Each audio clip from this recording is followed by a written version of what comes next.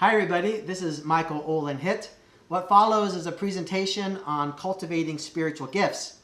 I conduct this presentation at different organizations, and I usually tailor it to the specific needs and focus of the organization. This recording was done at Merging Hearts Holistic Center. It's a center I know very well. For the past 15 years, I've conducted monthly oracle sessions at Merging Hearts, and for a short time I served as the president of their board. So I've had to split this presentation into 3 parts. So this is part 1, and thank you for joining me, and I hope you find it engaging. So let me define what I think spiritual gifts are so we can speak the same language. I truly believe it's the birthright of every human being to have an intimate connection with the holy. It's our right, and it's already there. Sometimes it takes half a lifetime to figure out how the Creator and the energy of the Spirit communicates to you. It takes half a lifetime sometimes to learn to trust that intuition and to cultivate those gifts. So I want to take a little time today to encourage you and tell you how some of those manifestations can take place. Here's a partial list of spiritual gifts, and it's partial because I don't even know them all. Right? And there are subcategories in every one of these. Some people have a deep spiritual intuition, just a sense of knowing. And you learn to trust that knowing. Right? My wife has that, and I have learned to trust it. They call that discernment in the Christian tradition. Some people sense the energy of the Spirit. It just washes through your body. You can't help it. And you feel it more intensely some places than other places, right? It could be in nature, could be around people, but some people just feel that energy. Some people call that vibration. I call it spiritual energy. Yeah. It's just in motion all the time. And of course, it passes through everything that's living. And some people feel it very intensely. Other people can actually absorb that energy. You can give it intention, the intention of healing and other things. Right? And sometimes you know exactly where that energy comes into your body. You know exactly how to work it through. That does lead to healing for a lot of people. A lot of people here explore that through Reiki, which is a tradition of allowing you to let that energy come through you and work on people's spiritual energy, also people's health, which is connected. A lot of people perceive the presence of spiritual visitors. That's how mine started as a kid. You know. Some people actually see it. And a lot of people come to my oracle sessions trying to figure out, why does this happen to me? What am I supposed to do with it? And we'll talk about it a little later. So I know people with all of these gifts. Some people communicate with spiritual guides. They come in a variety of forms, and we use a variety of types of language to talk about these. You can call them messengers, guides, angels. Jeannie, I would include animals, spirit helpers. They come in a whole variety of forms. I am convinced that the Holy wants to communicate with us with such devotion to us that the Holy is willing to use the language that we understand. But I also have come to know that the different types of messengers do bring different types of messages. Spirit helpers of animal spirit helpers are a little bit different. They have a different signature, a different kind of emphasis. And we're just intuitively built sometimes to receive a certain kind of spirit guide, or we explore a tradition in which a certain type of spirit guide is more prone to come to us because of ritual and openness. Some people hear spiritual guidance in nature. I know people to whom nature speaks. Or at least you feel the energy in nature so intensely that it's the one place you can truly relax and feel connected to the Creator. Right? So that happens to a lot of people. Yeah. A deep sense of spiritual knowing. You just, your whole life, known about the presence of the Creator, and many people who have this get very frustrated with religion because you know I'm serious. You know the Creator does not behave in that way. You can't even explain the knowing. Not everybody has that. That's why people follow these things. And I will take questions during. Jeannie?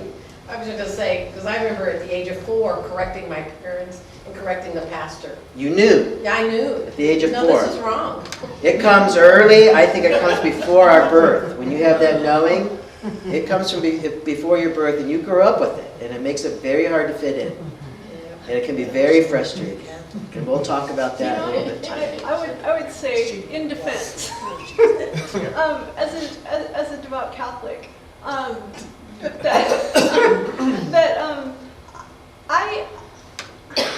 don't see any disassociation between spirit and religion. Okay, I'm going to agree with you also, Genesis. And I'm going to address this. A lot of people run from religion, but there's so much wisdom and guidance in the traditions. Okay? Sometimes you have to be a little bit patient with the dogma. I agree with you. My whole beginning of my spiritual journey began in Christianity. And I'm still connected to that tradition. And there is depth and integrity in all those traditions and centuries of experience and guidance through the mystical experiences. And I agree with you, Janice. We can rely on that. But a lot of people get harmed by the dogma and run from it all. And I think it's a mistake to run from it all.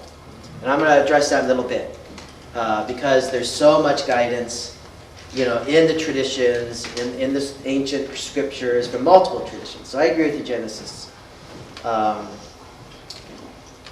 Some people are just a presence of spiritual comfort to others.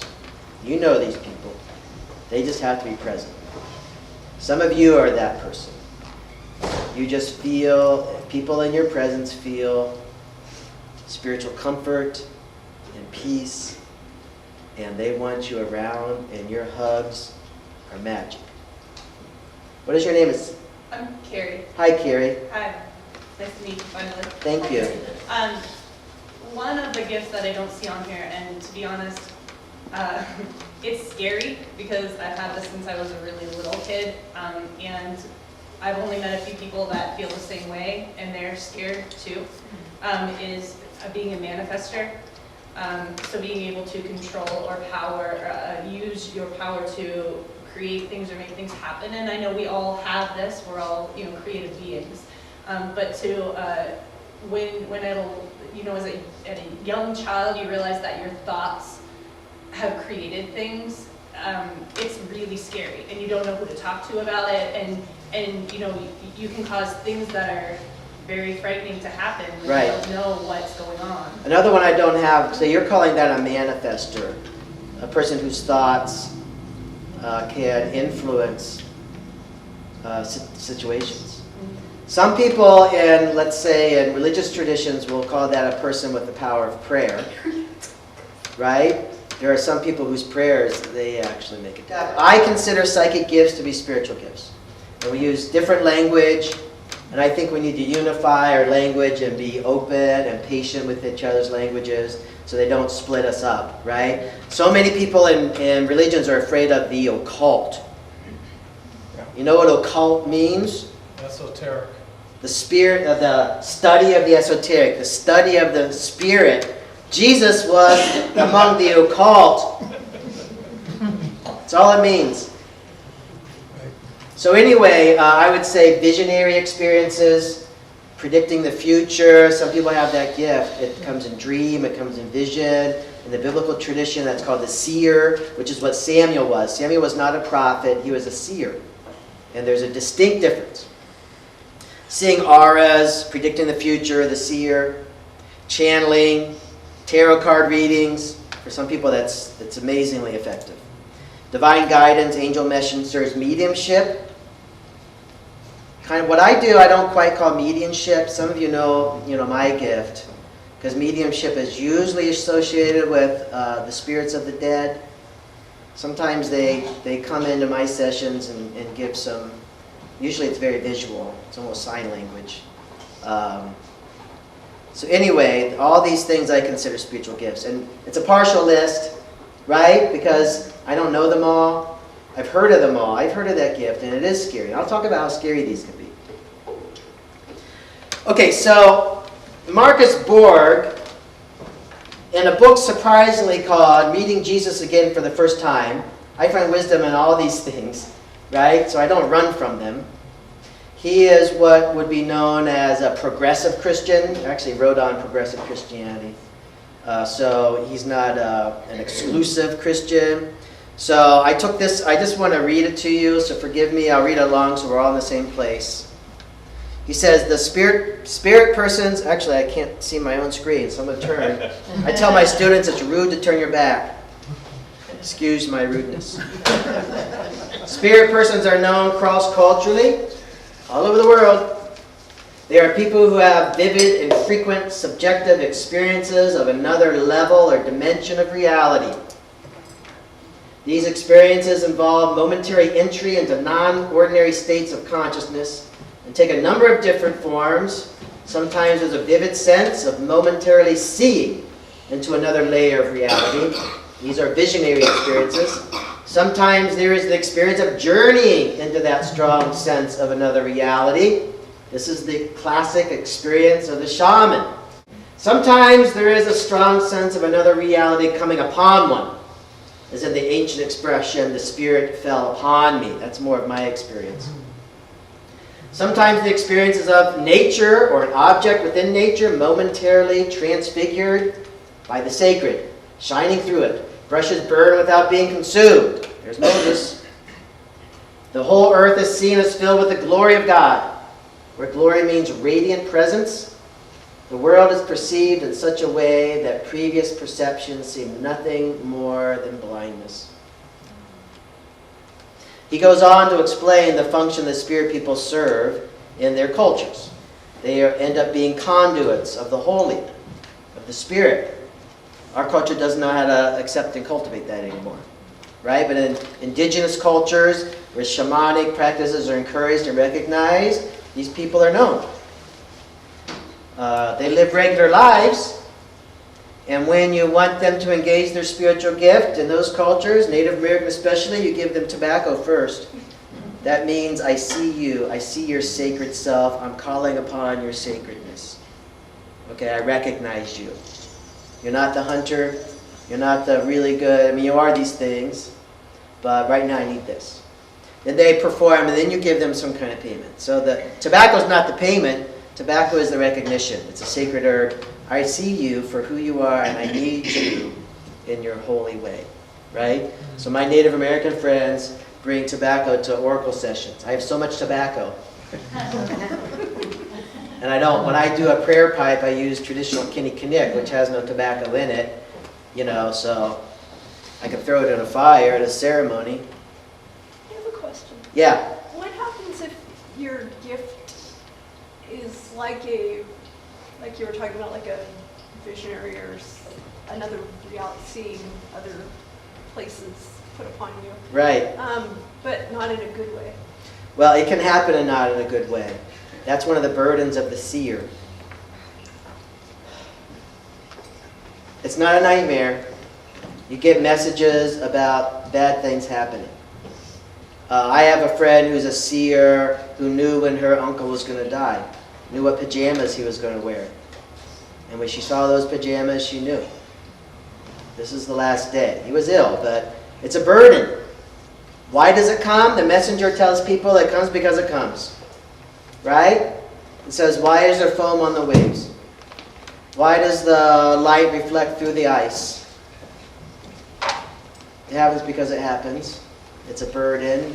We can choose to use it or not. It's our choice. It's hard, Genesis, I know. That's a tough one. Good things can happen with it too.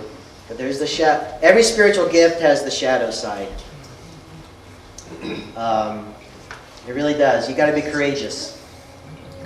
But your courage is for everybody. You are carrying the burden for your people.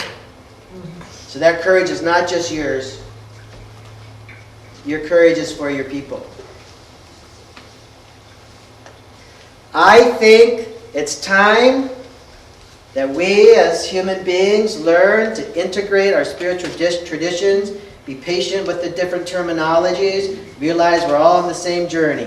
I call this the braided way.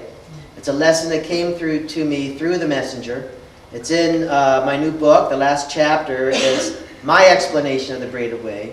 I wanted to publish it. I published it in a magazine called Kindred Spirit. I didn't want to use the messenger's language because I wanted people who might not believe in that gift to see the wisdom of the message. The braided way allows us to see that every spiritual tradition is intertwined with each other, especially the spiritual practices. The spiritual practices are the practices that allow us to get into that realm, to let go of ourselves, to merge with the holy. And we're at a time when we can combine these. They're all at our disposal because, ladies and gentlemen, as you probably know, the practices of a certain religion do not resonate with your spiritual construction. Perhaps you're raised Catholic, but you know what? It's really meditation that helps you. Perhaps you're raised Muslim, and it's the Native American sweat lodge that breaks you open. Muslims have a hard time with this. They're pretty strict. Christians do too, but they don't have to. Nobody has to be. So I have an article about the braided way in the book. The original message from the messenger is in the book, and I've started a magazine called The Braided Way, where I want to host other people's experiences. I'm enjoying it. I'm just the editor. I'm not going to publish my own stuff. It's amazing what people experience, and I want to tell their stories, or let them tell their stories. Just regular people. Not the famous people. They have their platform. And sometimes when you have a platform, you give the same message over and over and over because it makes little money. I don't need that. Nobody needs that. We can get that in other places. We need a place to celebrate, right, who we are. Thank you for viewing Cultivating Spiritual Gifts. Because this presentation is split into 3 parts, I hope you'll join me for parts 2 and 3. You can subscribe to my channel here on YouTube, or you can just visit me at michaelolin-hitt.com. You can follow me on Facebook and get alerts to my presentations and blogs. I'm actually getting better at Twitter as well. My daughter's helping me on that. So thank you for joining me, and I hope you'll view parts 2 and 3.